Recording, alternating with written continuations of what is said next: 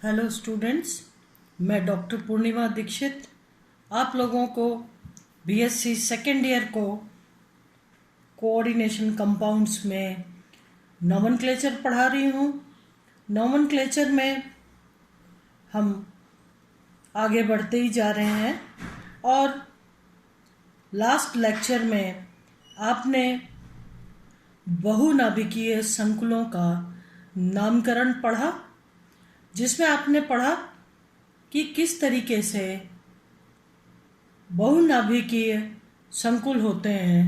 तो वो दो तरीके से हो सकते हैं।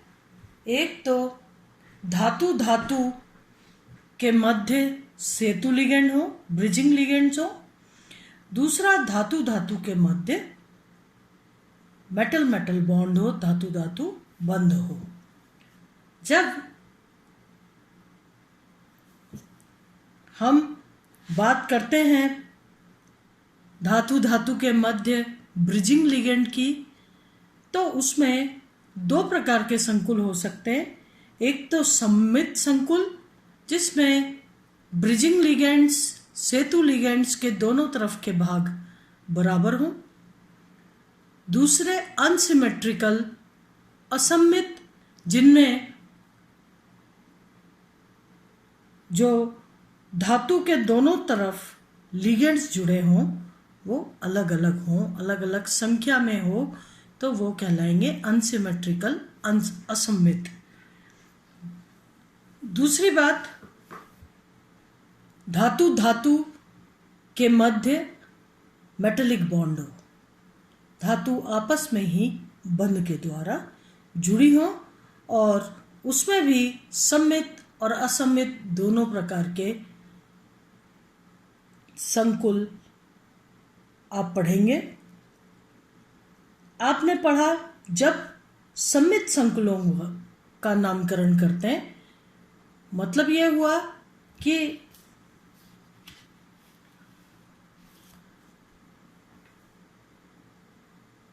मेटल मेटल संकुल जो है धातु धातु के मध्य ब्रिजिंग लिगेंड्स हों, अगर वे सममित हों तो हम पहले ब्रिजिंग लिगेंड्स का नामकरण करते हैं, जिसके लिए ब्रिजिंग लिगेंड्स या सेतु लिगेंड संख्या में जितने होते हैं उस संख्या को लिखा जाता है, जिसके बाद म्यू यानी वो म्यू पोजीशन में है यानी सेतु की स्थिति में है।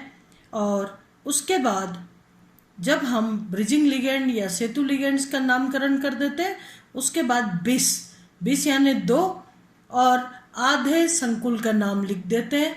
तो इसका मतलब ये निकलता है कि आधा संकुल बिस लिखा है, यानी दो सेतु लिगेंड के दोनों ही तरफ समान संकुल लगे हुए हैं, या धातु आयन से जुड़े हुए लिगेंड्स समान हैं।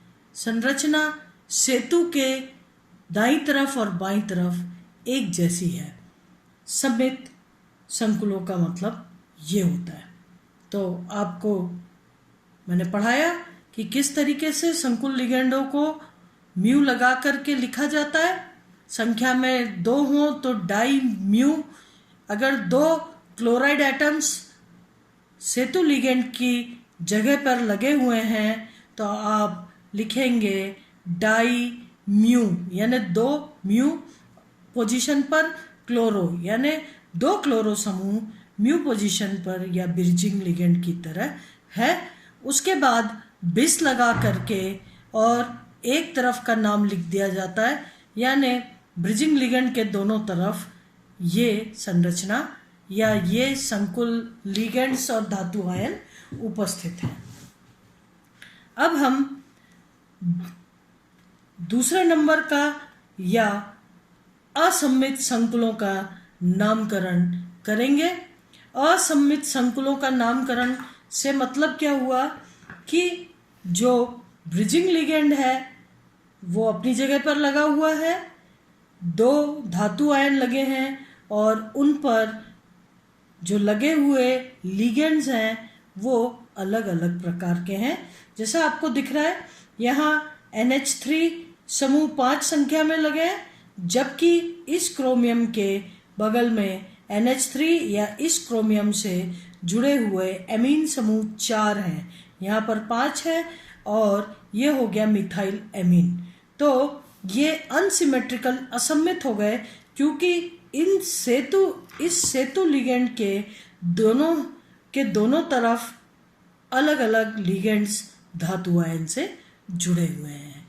इससे पहले जब आपने सममित लिगेंड्स देखे थे तो आपने सीधा सीधा म्यू लगा के ब्रिजिंग लिगेंड का नाम लिखा था और उसके बाद बिस लगा करके और एक तरफ एक भाग का नाम लिख दिया था। तो बिस लगाने के बाद एक भाग का नाम, यानी 2 भाग एक जैसे हैं। असममित संकुलों में हमें अलग अलग लिखना पड़ेगा। अब इसके लिए कुछ नियम हैं। सबसे पहले 2 धातु आयन अगर लगी हुई है तो हम उस धातु आयन को मतलब अब आपको नंबरिंग करना पड़ेगा। 1 और 2 धातु आयन है तो 1 और 2 नंबर देना पड़ेगा। नंबर देने के नियम क्या है? अगर दोनों अलग अलग धातु आयन हो तो उस धातु आयन को नंबर 1 मिलेगा जो पीरियोडिक टेबल में लेफ्ट साइड पे आती हैं, बाएं साइड पे आती हैं। जैसे कि अगर आप तुलनात्मक अध्ययन करें स्कैंडियम या मान लो कि लेंथेनम, और इसके अलावा आप चाहें तो क्रोमियम और कोबाल्ट हो, तो आप जानते हैं कि क्रोमियम जो है वो लेफ्ट साइड पे आएगा और कोबाल्ट क्रोमियम के बाद पीरियोडिक टेबल में आएगा। तो ऐसी कंडीशन में क्रोमियम को नंबर 1 मिलेगा, कोबाल्ट को नंबर 2 मिलेगा।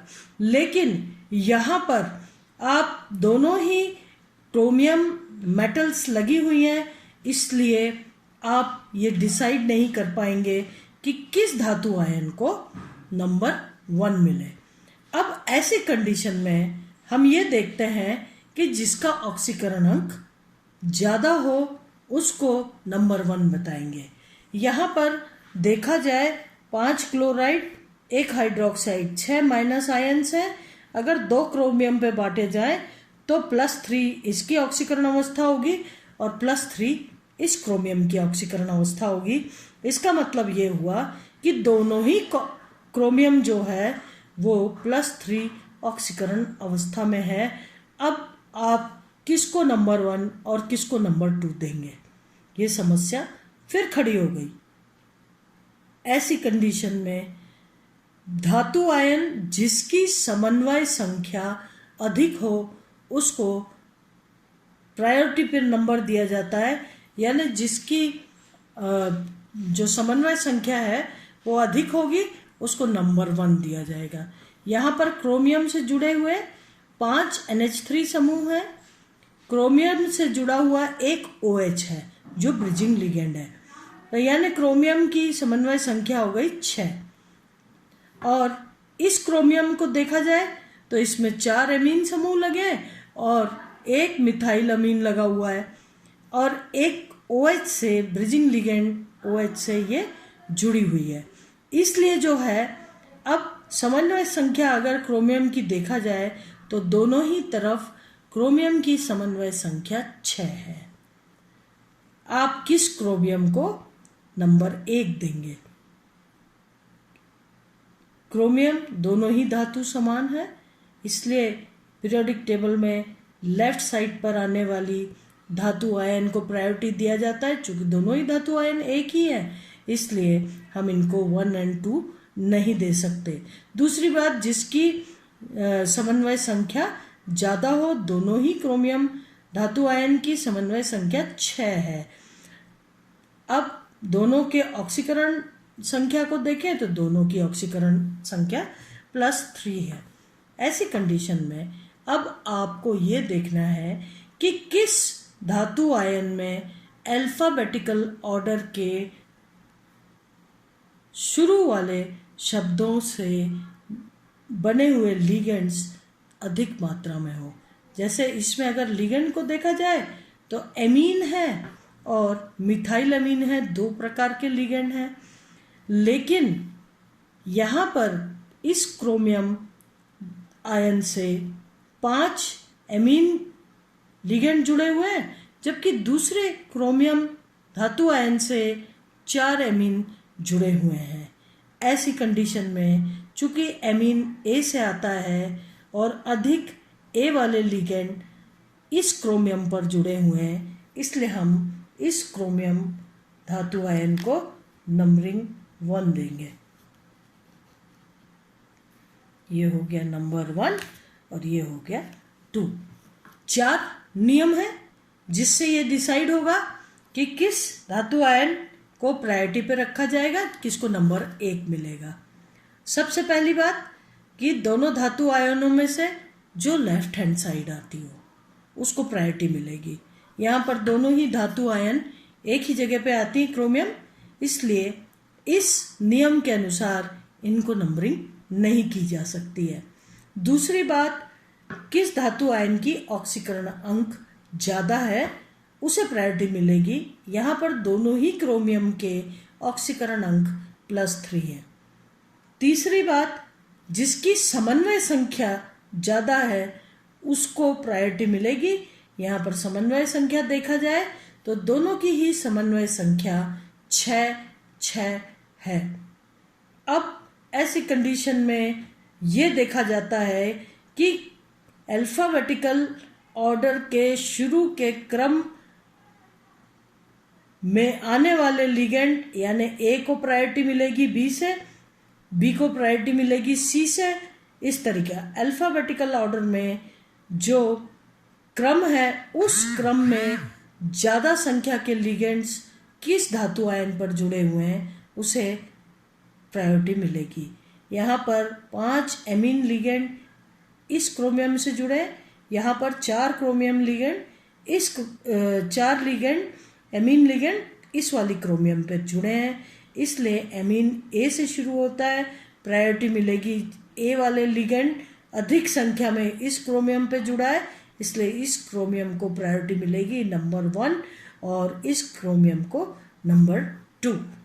अब इनका नामकरण के लगा के किया जाता है। के का मतलब होता है कप्पा, जिससे धातु आयन को प्रदर्शित किया जाता है। के का मतलब है धातु आयन।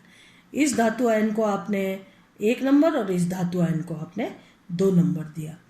अब असम्मित लिगेंड्स का जब हम नामकरण करते हैं तो अल्फाबेटिकल ऑर्डर में यहाँ पर जो भी 1 2 3 4 5 6 जो भी लिगेंड्स हैं पहले ए वाले को बताएंगे, फिर बी सी, मतलब अल्फाबेटिकल ऑर्डर में चलेगा। यहाँ पर एमीन है, ये भी एमीन है, ये मिथाइल अमीन है, तो निश्चित रूप से पहले हम एमीन को लिखेंगे फिर हम मिथाइल अमीन को लिखेंगे। एमीन की संख्या लिखने के बाद उसका बंटवारा होगा किस धातु आयन पर कितने अमीन लगे हैं, और धातु आयन को कैसे प्रदर्शित किया जाता है, कप्पा। यहाँ पर आप देखिए 2 क्रोमियम है, इस क्रोमियम को प्रायोरिटी मिली, इसको नंबर 1 मिला, इसको नंबर 2 मिला। अब कुल मिला के 5 और 4 9 एमीन समूह है, तो इसका नाम क्या हो जाएगा, नोना एमीन। नोना अमीन, 9 एमीन समूह लगे।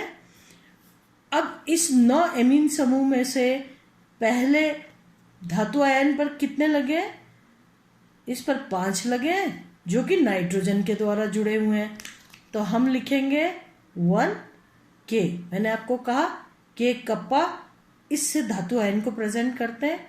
नंबर 1 की धातु आयन पर 5 लिगेंड जुड़े हुए हैं जो कि नाइट्रोजन से जुड़े हुए हैं।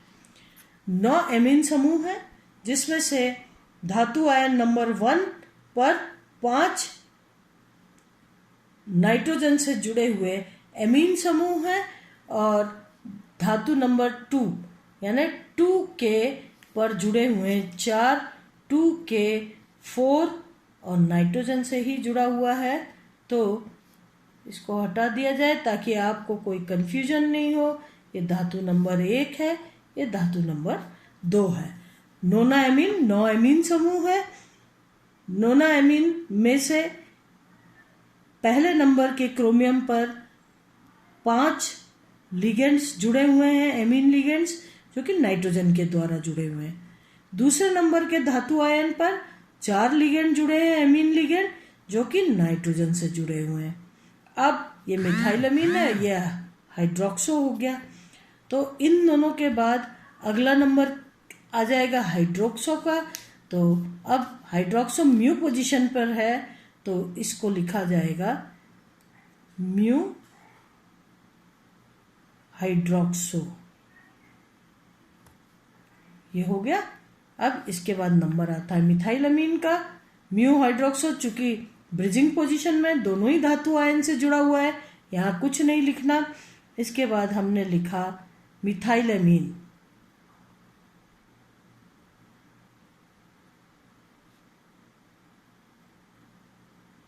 मिथाइलमीन किस पे जुड़ा हुआ है? धातु आयन नंबर 2। तो 2K और कितनी है संख्या में? 1, और जुड़ा हुआ है नाइट्रोजन से, 2K1N। अब 2 क्रोमियम है, तो आप इसको लिखेंगे डाइक्रोमियम।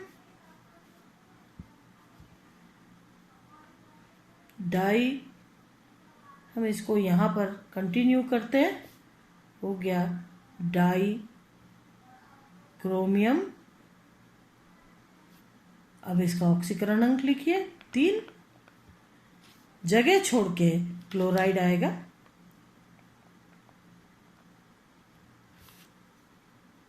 ये इसका नामकरण हुआ।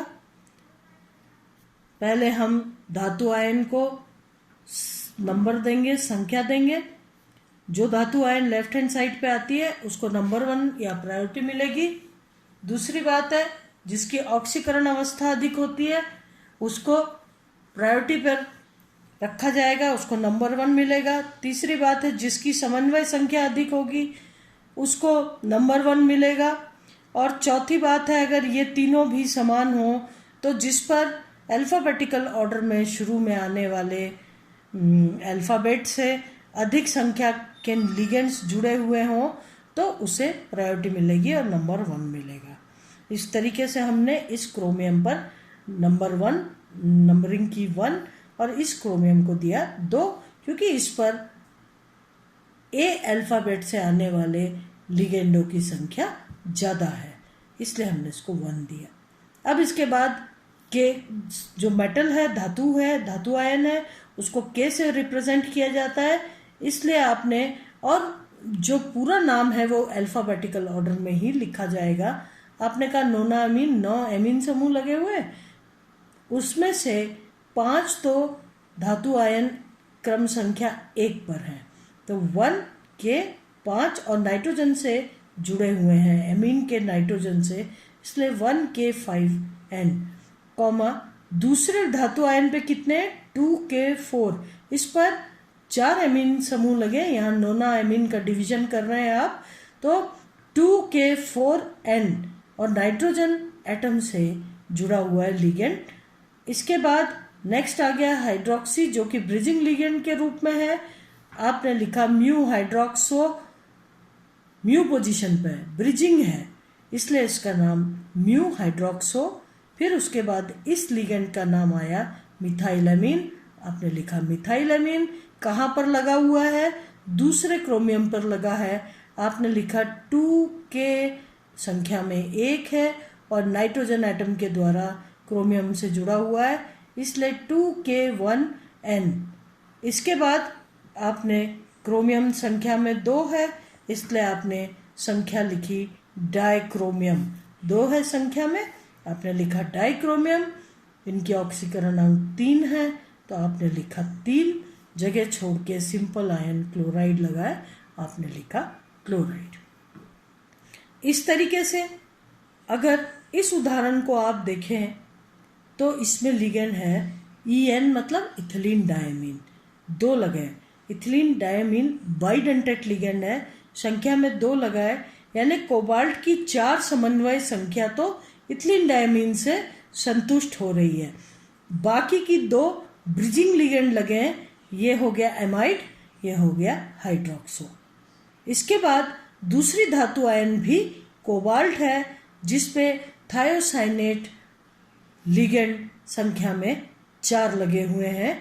अब चूंकि लिगेंड्स ई इथिलीन डायमीन के लिए ये एमाइड हो गया, ये हाइड्रोक्सो हो गया, तो लिगेंड का जो क्रम है अल्फाबेटिकल ऑर्डर में देखें तो एमाइड सबसे आगे है ए, तो आप लिखेंगे म्यू स्थिति पे जो एमाइड है तो म्यू एमाइडो। इसके बाद इथिलीन डायमीन है ई, तो ये हो गया म्यू एमाइडो, एमाइडो ग्रुप म्यू स्थिति पे जुड़ा है। अच्छा, यहाँ पर अपन ने मेटल की नंबरिंग नहीं की, चूंकि इथिलीन डायमीन 2 लगे हुए हैं इस कोबाल्ट पर, जबकि इस पे SCN लगा हुआ है, इसलिए थायोसाइनेट टी बाद में आता है, ई पहले आता है, इसलिए इस कोबाल्ट को हम नंबर 1 देंगे और इस कोबाल्ट को हम नंबर 2 देंगे। अब ब्रिजिंग लिगेंड ए एमाइडो, फिर ए के बाद आएगा इथिलीन डायमीन जो कि संख्या में 2 लगा है और अपने आप में डाई जैसे शब्द ले रखा है इथिलीन डायमीन, इसलिए इसकी संख्या को हम 20, 30, टेट्राकिस आदि नंबर्स से डिनोट करेंगे। 2 है तो हम लिखेंगे 20। इसके बाद इथाइलीन डायमीन 2 संख्या में जुड़े हैं धातु नंबर 1 पर, तो 1K और संख्या में 4, मतलब लिगेंड तो 2 है लेकिन बाइडेंटेट है तो 4 नाइट्रोजन के द्वारा जुड़े हुए हैं, तो नाइट्रोजन आगे लग जाएगा। इथिलीन डायमीन 4 नाइट्रोजन के द्वारा धातु आयन पर जुड़ी हुई है। इसके बाद ये हो गया इसका नामकरण। इसके बाद हाइड्रोक्सो का नंबर आएगा, फिर से म्यू पोजीशन पे है, म्यू हाइड्रोक्सो, इसका नामकरण हो गया। अब बचता है ये म्यू हाइड्रोक्सो, यानी म्यू पोजीशन पे हाइड्रोक्सो भी है, और ये जो है थायोसाइनेट लिगेंड है तो हो जाएगा थायोसाइनेटो, और ये संख्या में 4 है तो टेट्रा थायोसाइनेटो।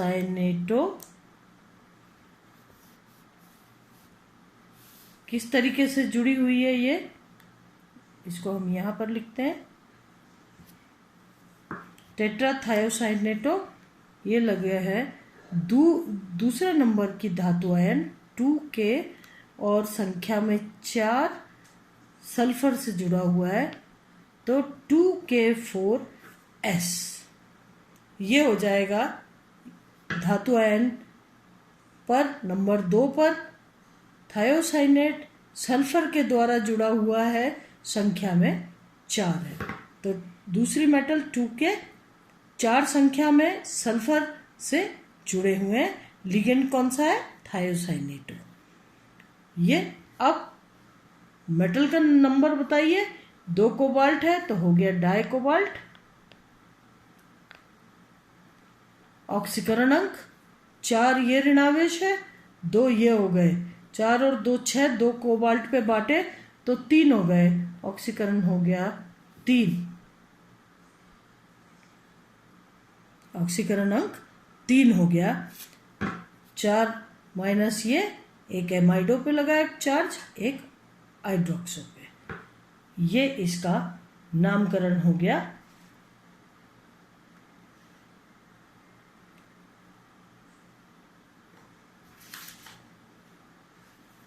अब इसके बाद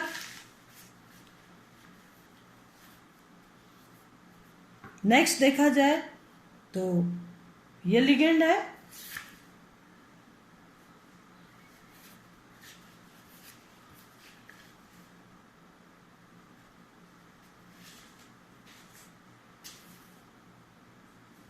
इस लिगेंड में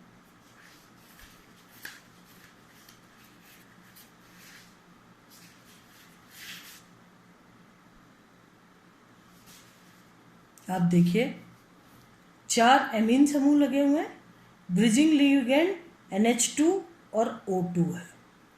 NH2 एमाइड हो गया, O2 क्या हो गया, कैसे पता चलेगा क्या हो गया?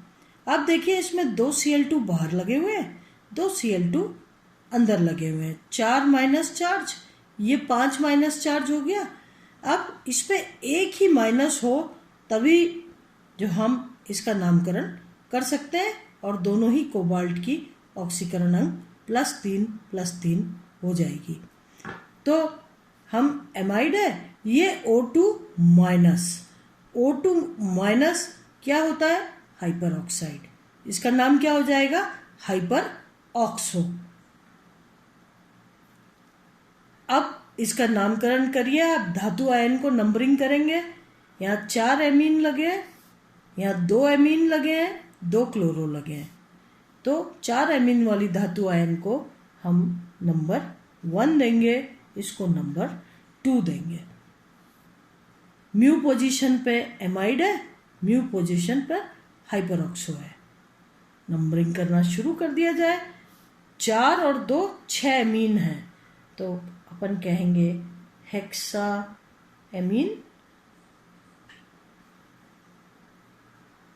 बांट दीजिए। पहली धातु आयन 1 के पर 4 लगे हुए हैं और जुड़े हैं नाइट्रोजन एटम से। इसी तरीके से हेक्साएमीन के बाकी का भाग कहाँ है? 2, ये है कॉमा 2 के 2 लिगेंड जुड़े हुए नाइट्रोजन के द्वारा, 2K2N, ये हो गया। इसके बाद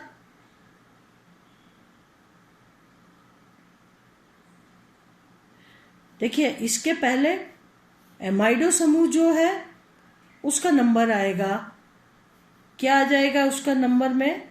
उसके नंबर में आ जाएगा म्यू एमाइडो। ब्रिजिंग लिगेंड है, म्यू लग के एमाइडो, म्यू एमाइडो हेक्साअमीन 1K4N 2K2N। यहाँ तक हो गया। अब क्लोरो का नंबर आएगा Cl का। आप लिखिए Cl कितने हैं संख्या में? 2 हैं, तो आप लिखेंगे डाइक्लोरो,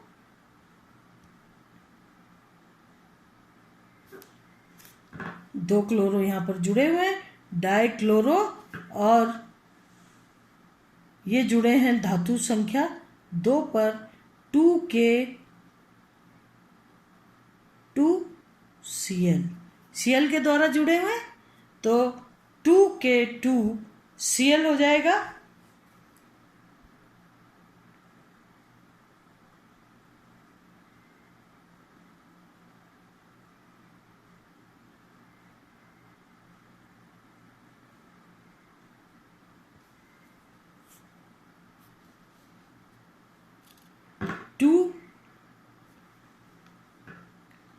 डाइक्लोरो जो 2 क्लोरो है वो 2 क्लोरो, ये हो गया म्यू एमाइडो। हेक्साएमीन, हेक्साएमीन में से 4 तो कोबाल्ट 1 पे लगे, 1K4N। फिर दूसरा जो 2 एमीन समूह है वो दूसरी धातु आयन पर लगे, 2K2N, नाइट्रोजन से जुड़े हुए हैं। उसके बाद डाइक्लोरो, डाइक्लोरो ये हो गया 2K, धातु आयन K से हम प्रेजेंट करते हैं, 2K2, 2 क्लोरो समूह है, ठीक है, और Cl से जुड़े हुए हैं, इसलिए जो है ये हो गया डाइक्लोरो 2K2Cl, Cl लगा हुआ है। अब ये हाइपर ऑक्सो का नंबर आएगा जो कि म्यू पोजीशन पर है, तो म्यू हाइपर ऑक्सो, 2 कोबाल्ट लगी है, डाई कोबाल्ट, और ऑक्सीकरण अंक 3 है, जगह छोड़ के क्लोराइड लगे, ये इसका नाम हो जाएगा। ये हो गया म्यू एमाइडो हेक्साएमीन 1K4N 2K2N, फिर डाइक्लोरो, और 2 क्लोरो समूह कहाँ लगे हुए हैं? ये लगे हैं धातु संख्या 2 पे, 2K2Cl से जुड़े हुए हैं। अब हाइपरऑक्सो लिगेंड म्यू पोजीशन पे, म्यू हाइपरऑक्सो डाई कोबाल्ट 3 क्लोराइड, ये इसका नाम हो जाएगा।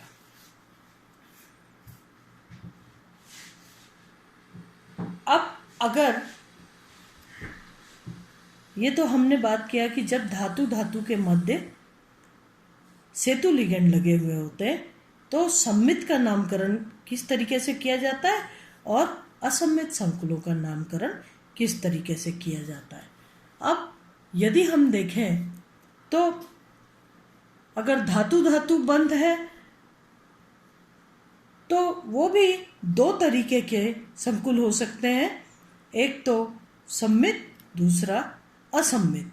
अभी आपने असम्मित ब्रिजिंग लिगेंड युक्त संकुलों में नामकरण देखा, उसी प्रकार से यहाँ पर भी असम्मित के लिए वही आएगा ट्रेंड, और सम्मित के लिए बिस लगा के लिखेंगे, जैसा कि आपने सम्मित संकुलों के लिए नामकरण को देखा था, वो सम्मित संकुल जिनमें ब्रिजिंग लिगेंड्स उपस्थित हों। अब यहाँ पर धातु धातु बंध युक्त संकुल, सम्मित संकुल।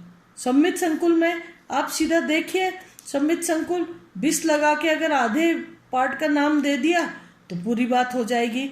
बस जब हम धातु धातु बंध को प्रदर्शित करते हैं तो हम लिखेंगे Mn-Mn लास्ट में, जो इस बात को बताएगा कि मैंगनीज और मैंगनीज आपस में धातु धातु जुड़े हुए हैं।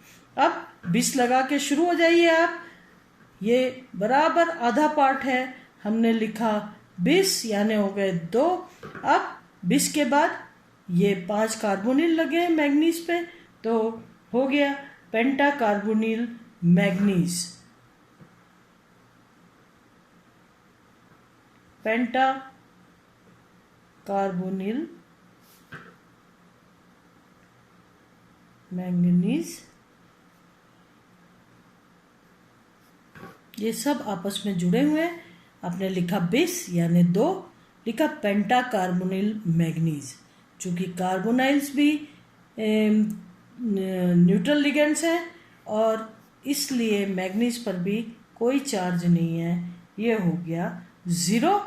और इसके बाद मैंने बताया कैसे तिरछे शब्दों में Mn इस तरीके से लिखा जाता है, जिसका मतलब है मैंगनीज मैंगनीज के मध्य धातु बंध या बॉन्डिंग डायरेक्टली है, सीधी सीधी बॉन्डिंग है।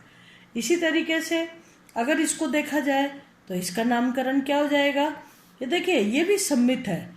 हम बिस लिख करके एक तरफ का नामकरण कर सकते हैं, बिस ब्रैकेट लगा के, प्लैटिनम से जुड़ा हुआ क्लोरो समूह है और ये मिथाइल एमीन 4 लगे हुए हैं। इसी तरीके से इसमें भी मिथाइल एमीन 4 लगे, 1 क्लोरो, बिस लगाया। अब हम आधे पार्ट का नामकरण करेंगे, क्या है इसमें, एक तो C क्लोरो और मिथाइल एमीन। तो पहले क्लोरो का नंबर आएगा बिस क्लोरो,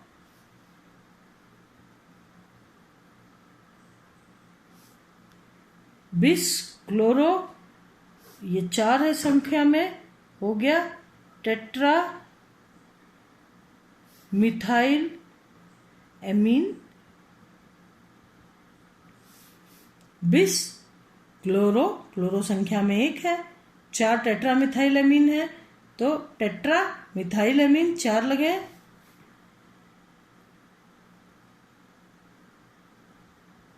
प्लैटिनम,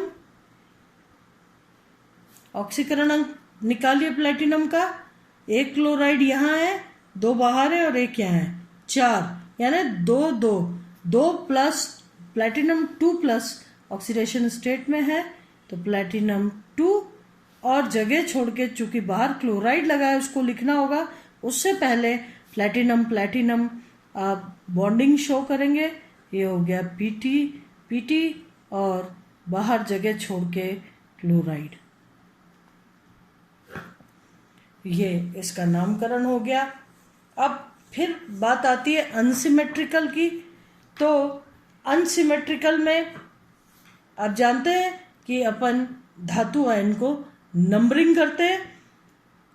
कोबाल्ट और रीनियम में चूंकि रीनियम जो है मैग्नीज, टेक्नीशियम, रीनियम, उसके बाद आयरन, रुथेनियम, ऑस्मियम, उसके बाद कोबाल्ट आता है। तो रीनियम का नंबर 1 आ जाएगा और कोबाल्ट का 2 आ जाएगा। अब बिल्कुल उसी तरह जैसे आपने अनसिमेट्रिकल संकुलों का नामकरण किया वैसे ही करेंगे हम। कितने हो गए? 4 और 5, 9 कार्बोनिल। तो नोना कार्बोनिल,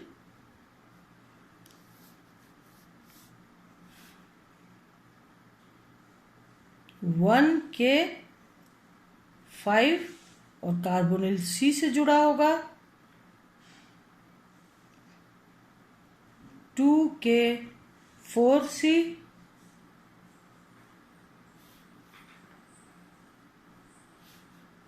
आगे दोनों ही धातुओं का नाम हो जाएगा। कोबाल्ट, रीनियम, धातु धातु बॉन्ड शो कर दीजिए।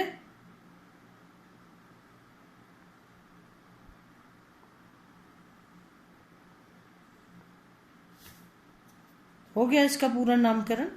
आपने लिखा नोना कार्बोनिल, पहली मेटल पे 5 है, दूसरी मेटल पे 4 है, आपने लिख दिया। और कोबाल्ट और रीनियम में डायरेक्ट बॉन्डिंग है, मेटल मेटल बॉन्डिंग, वो आपने शो कर दी।